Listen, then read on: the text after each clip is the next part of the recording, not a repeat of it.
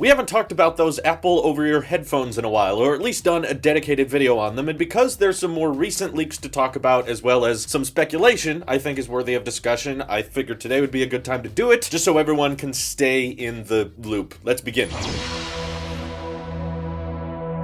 Okay, so last time we talked about the Apple over-ears, I was relying on some leaks from John Prosser, who had tweeted out some screenshots from a Target employee that claimed this AirPods Generation X thing was coming, which may have been a placeholder name, but they also listed it at $400. Back then, that's when we thought the launch was going to be within a month or so. Obviously, that did not happen. And John confirmed it with me this morning that that leaker is not reliable, and that's not a source he's going to rely on anymore. These new sources he has from Apple he trusts, and he tweeted out the info for them this morning, suggesting that there's no name for it yet, is still a code name at this point for the Apple over-ears, but they're going to start at $350, which, yeah, that's a lot better than $400. I mean, we're into HomePod starting price territory, but yeah, still very high price for premium over-ear headphones, and those are supposed to launch at Worldwide Developers Conference, and they're meant to rival things like the Bose 700. So these are really going to be in the competitive market of probably high-quality ANC and prolonged battery life, much better battery life than you can get with, AirPods Pro or something like that. But he's also referencing a future pair of AirPods that are going to come out that's not really a part of the standard AirPods or the AirPods Pro category. These that he's referring to as AirPods X will be more based around, he said in the tweet, Beats X headphones, but given those have a wire between the two, I think it's more likely to be in common with the Power Beats Pro headphones. So the idea is making wireless earbuds that are kind of built for working out or you jogging or moving your head around all the time. And those are not supposed to come out until September/October. So those are a ways out. They probably cost something like $200, but information I'm sure on those will change in time. But the over-ears are much closer and much more interesting because unlike the over-ear market, the AirPod market of like truly wireless earbuds that don't have a wire in between them was kind of invented or pioneered by Apple. There were wireless headphones before AirPods, but the idea of them being independent and them having a charge case that they sit in most of the time, that kind of all started with AirPods. And of course, that's birthed into a whole new market of headphones, but Apple's been leading that market pretty easily. That's why there's so many clones of these things on Chinese websites people are buying, because this is like the default. This is what people expect to get when they buy truly wireless earbuds. However, the over-ear headphone market is much more saturated. There's a bunch of people that already have over-ear headphones or are really, really in depth or in love with either their Beats over-ears or their Sonys or their Bose headphones. This is a very popular market, and there is a lot of very major players already a part of it, and Apple has yet to enter it. So I think they have to be smart about this one, which is why I'm kind of curious how they're going to handle it. I think there's kind of two different ways they can come at the over-ear headphone, and whatever happens will probably be somewhere in the middle. But the easiest way to explain the two options is they're either going to make something that's an iPhone accessory or something that's a Mac accessory. Obviously, I'm sure you'll be able to use it with your iPhone or your Mac, but on one end of the spectrum, they could try to make something that's completely wireless, barely any ports on it at all. If there is a port, it will literally just be for charging, but it'll have like an H1 or maybe an H2 chip to improve with latency or something like that, and it'll be really, really high quality sound, and it'll have great ANC and great battery life, but the majority of the use cases for it will be, you turn it on, you connect it with your iPhone, and you listen to Apple Music or watch videos on it. It's not really going to be anything high-end or professional. It's just primarily targeted for mobile use. The other end of that spectrum, though, is making it more as a dominant Mac accessory, more so than an iPhone accessory, and personally, this is the option I think they should do, but making it more oriented for pro users that are doing some type of audio engineering or using Logic Pro, because people in the audio industry use iMacs and MacBooks all the time. It's very common. So to make something catered towards the pro users, the people who are using really, really high quality headphones so that they can hear all of those intricate details and listen to audio at very, very high bit rates, that could justify that $350 price if they had features on these headphones that could take advantage of those pro end specs. So this, I'm sure Apple's over-ear headphones will be compatible with wireless technology for sure, but in my opinion is why they should have a USB-C port on them that supports not just power for charging, but also data pass-through. I know it can't be Thunderbolt 3, but maybe through USB 3.1, which could support high bitrate audio, so when you plug this into your iMac or your Mac Pro, or even a MacBook Pro, you can get really, really low latency, you can have really detailed audio, get really, really rich sound, and lots of equalization options, and kind of give like the Mac Pro of headphones, which I think is a good move, because for casual people who are just listening to, you know, basic Apple Music or watching YouTube videos on their phone, AirPods Pro gets the job done for that, okay? They're not looking for really expensive, really intricate over-ear headphones. In fact, for me, I'm not really a big fan of over-ear headphones, especially since I've had AirPods Pro. These have active noise canceling now, so when I wear these on a plane or when operating heavy machinery, all of that noise just goes away, and they're way more compact, they're way more portable than over-ears, so I just don't need that big band going across my head or them sitting on my ears the whole time. Even if they're super comfortable, these will still be much less intrusive than any type of over-ear you could design. So I think for the casual user, it makes sense to steer them towards AirPods, but to the pro users, if you're making over-ear headphones, which by the way, 9to5Mac reported on an icon found within iOS's code of these over-ears. I don't know if this is just a generic headphone icon, or maybe it's a sneak peek of what these over-ears will look like, but either way, it makes way more sense to me that these pro over-ear headphones would be oriented as more of a Mac accessory for audio professionals who are looking for intricate, complex, and customizable audio experiences than it does to make some type of really, really expensive but really, really good sounding iPhone accessory. Like I said earlier though, what Apple does will probably be something in the middle because, you know, Apple has launched $350 audio products before, and that did not go great sales-wise. I mean, people love the sound quality of the HomePod, but they're kind of limited by the connectivity. So part of me thinks that they're gonna do something like the HomePod except for over-ears and just say, well, this is wireless and it has great battery life and you're gonna love using it with your iPhone, but audio professionals who are using high-end Macs and doing audio editing and stuff like that will be like, yeah, but I can't connect to it because if it's Bluetooth only, there's always gonna be that latency and you can't beat a wired connection, so no. Similar to a lot of audio professionals now, you know, they can't really use the HomePod with their Mac that reliably because the HomePod connections are so limiting. They're not really that open source to everybody. You kind of just have to AirPlay to it, and that's your only option. So I'm very curious to see what they do with them once they come out this June, but it's an interesting idea that Apple is kind of moving people away from the Beats branding, and over time, over years, they want to get to the point where it's just Apple headphones, and all of that money Apple spent on the Beats company will just be implemented into their own technologies, and we won't even have Beats devices in Apple stores anymore. It'll just all be either Apple over-ears, AirPods, or HomePods, and that's your only options. But I'm curious to see what you guys think Apple is going to do with the Apple over-ear headphones. So do you think they're going to make them more for Mac users who are using them for audio editing, or are they going to cater them more towards just an enhanced iPhone Apple Music listening experience? Feel free to hit me up over on Twitter, join my Discord, we can talk more about it there. This is your Apple Sheep here, and no, I would not keep these headphones. I have way too many as it is. Are you kidding? I'll see you in the next one.